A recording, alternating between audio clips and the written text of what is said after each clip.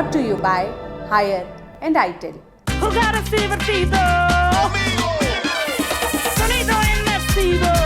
Conectado. पहली सुर्खी रूस यूक्रेन जंग से जुड़ी हुई है। जर्मनी के चांसलर ओलाफ शुल्ज ने यूक्रेन को 5,000 करोड़ रुपए की सैन्य सहायता देने का वादा किया है। ओलाफ अभी यूक्रेन के ही दौरे पर हैं।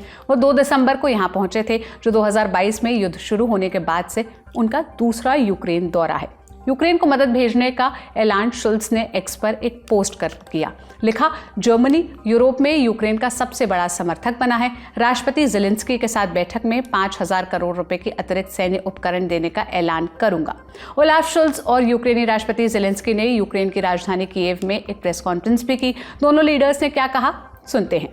Nach den USA ist Deutschland mit rund 28 Milliarden Euro der größte militärische Unterstützer der Ukraine.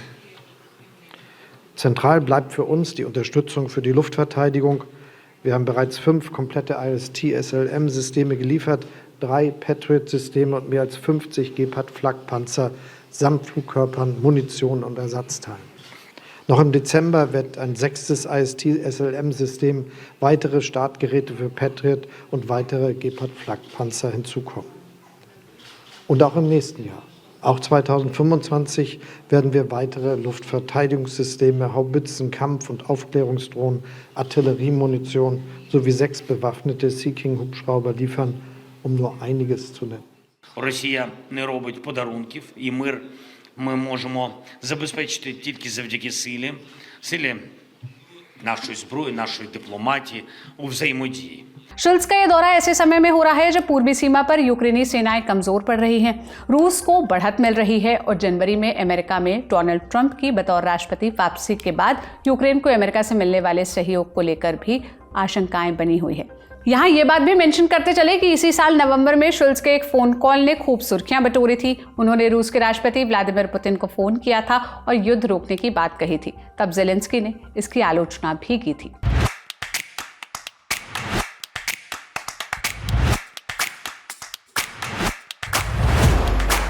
दूसरी सुर्खी जॉर्जिया से आई है। जॉर्जिया में नई सरकार के खिलाफ प्रोटेस्ट चल रहे हैं। वजह है सरकार का एक फैसला। जॉर्जिया की सरकार ने 28 नवंबर को यूरोपियन यूनियन यानी ईयू से जुड़ा एक फैसला लिया था। इसके तहत जॉर्जिया के ईयू में शामिल होने की बातचीत को 4 साल के लिए स्थगित कर दिया गया था। გათვალისწინებით დღეს მივიღეთ გადაწყვეტილება 2028 წლის ბოლომდე დღის რიგში არ დავაყენოთ ევროკავშირთან მოლაპარაკებების გახსნის საკითხი. ასევე 2028 წლის ბოლომდე უარს ვამბობთ ყოველგვარ საბიუჯეტო გრანტზე ევროკავშირის მხრიდან. रिपोर्ट्स के मुताबिक जॉर्जिया सरकार का यह फैसला ईयू के एक फैसले के जवाब में आया था। 28 नवंबर को ईयू ने जॉर्जिया में अक्टूबर 2024 में हुए चुनाव के नतीजों को मान्यता देने से इनकार कर दिया था और चुनाव में अनियमितताओं की जांच की मांग की थी। इसके अलावा ईयू ने फिर से चुनाव कराने और प्रधानमंत्री सहित कई सीनियर अधिकारियों पर प्रतिबंध लगाने की भी मांग की थी। जॉर्जिया में 26 अक्टूबर को संसदीय चुनाव कराए गए थे। इसमें सत्तारूढ़ जॉर्जियन ड्रीम पार्टी जीडी को सबसे ज्यादा 89 सीट्स मिली। बहुमत के आंकड़े से ये 13 सीट ज्यादा थी। वहीं विपक्ष के खाते में 61 यानी कि 61 सीट्स आई, लेकिन विपक्ष ने नतीजों को मानने से इनकार कर दिया। चुनाव में धांधली का आरोप लगाया और जीडी ने इलेक्शन कमीशन के साथ मिलकर चुनाव में छेड़छाड़ की, ऐसा भी कहा। जीडी ने लगातार इन आरोपों को खारिज किया। उधर अमेरिका और पश्चिमी देश चुनाव की जांच करवाने की मांग करने लगे। लोग सड़कों पर उतर आए। जॉर्जिया की राष्ट्रपति सलोम ज़ुराबिश्विली भी प्रदर्शनों में शामिल हो गई। जीडी 2012 से जॉर्जिया की सत्ता में बनी हुई है। उसे प्रो रशियन पार्टी समझा जाता है। राष्ट्रपति और विपक्ष को प्रो यूरोपियन यूनियन समझा जाता है।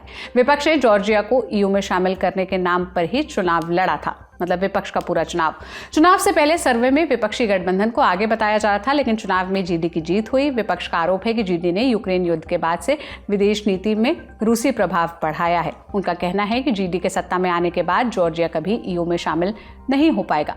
जीडी के आलोचकों का आरोप है कि जीडी ने देश को यूरोपियन संघ से दूर कर दिया है और रूस के करीब ले गया है। 28 नवंबर के फैसले के बाद जॉर्जिया की राजधानी तबिलिसी में हजारों की संख्या में प्रदर्शनकारी जुटे। उनके हाथों में ईयू और जॉर्जिया का झंडा है। दिसंबर 2023 में ही जॉर्जिया को यूरोपीय संघ में सदस्यता का उम्मीदवार बनाया गया था, लेकिन ईयू ने कहा कि पार्टी के लाए गए कानून रूस से प्रेरित हैं और यूरोपीय संघ की सदस्यता में बाधा डालते हैं।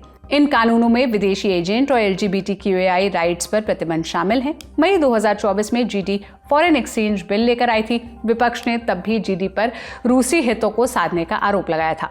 इस कानून के खिलाफ जॉर्जिया में प्रदर्शन भी हुए थे। इस बीच नई सरकार ने 25 नवंबर को संसद का पहला सेशन शुरू किया, लेकिन विपक्ष नई संसद का बहिष्कार कर रहा है। EU समर्थक राष्ट्रपति सलोम जुराबिशविली की कंट्रोवर्शियल कोर्ट से चुनाव नतीजों को रद्द कराने की मांग कर रहे हैं और नई सरकार को अवैध घोषित किया है। उनका कहना है कि चुनाव में रूस ने भी इंटरफेयर किया है। रूस ने इस आरोप को खारिज कर दिया। हालांकि जुराबिशविली का कार्यकाल दिसंबर में ही खत्म हो रहा है। 14 दिसंबर को नया राष्ट्रपति चुनने के लिए वोटिंग होगी। इस चुनाव को लेकर भी GD की आलोचना की जा रही है। 2017 में GD के सत्ता में रहते हुए राष्ट्रपति चुने जाने के प्रोसेस में बदलाव किए गए थे।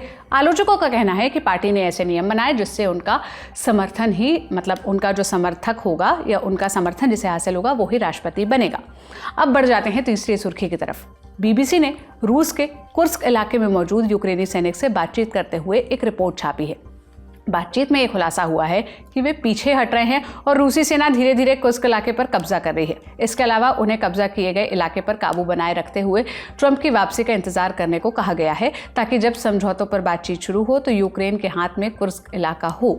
इस रिपोर्ट से जंग और सैनिकों के हालात के बारे में और क्या क्या पता चला है, पॉइंट्स में सुनते हैं। सैनिकों ने बताया कि उनका मकसद आगे की जमीन कब्जा करना नहीं, बल्कि कब्जा की गई जमीन को बचाना है और वो इस मकसद में खासा कामयाब नहीं हो पा रहे हैं। इन सैनिकों में किसी को भी अब तक कोई नॉर्थ कोरियाई सैनिक नजर नहीं आया, जबकि रिपोर्ट्स का कहना है कि रूस की तरफ से नॉर्थ कोरियाई सैनिक कुर्स्क इलाके में तैनात किए गए हैं। सैनिकों का कहना है कि उन्हें कम से कम एक नॉर्थ कोरियाई सैनिक को पकड़ने के लिए कहा गया है, वो भी उचित दस्तावेजों के साथ। इसके लिए उन्हें इनाम स्वरूप ड्रोन या अतिरिक्त छुट्टी दी जाएगी। कुछ सैनिकों के जहन में यह सवाल है कि क्या कुर्स्क हमले का बुनियादी मकसद वाकई पूरा हो रहा है या नहीं। जानकार मानते हैं कि कुर्स्क इलाके पर हमला रूसी सैनिकों को बाकी फ्रंट से ध्यान हटाने के लिए किया गया था। यूक्रेन को लॉन्ग रेंज वेपन्स के इस्तेमाल की मंजूरी मिलने से भी सैनिकों के हौसले को बल नहीं मिला। उनका कहना है कि कोई भी इतने मुश्किल हालात में बैठकर मिसाइलों के लिए गुहार नहीं लगाता है। हम यहाँ लड़ाई में हैं और मिसाइलें कहीं और इस्तेमाल होती हैं। आज का दुनियादारी यहीं पर समाप्त होता है। इन मसलों पर आप क्या राय रखते हैं, कमेंट में बताइएगा। अपना और अपनों का खूब ख्याल रखिए। ये बुलेटिन लिखा था मेरे साथी साजिद और अंकुर ने। देश और दुनिया की तमाम खबरों और अपडेट्स के आप ललन टॉप के साथ जुड़े रहिए। शुक्रिया।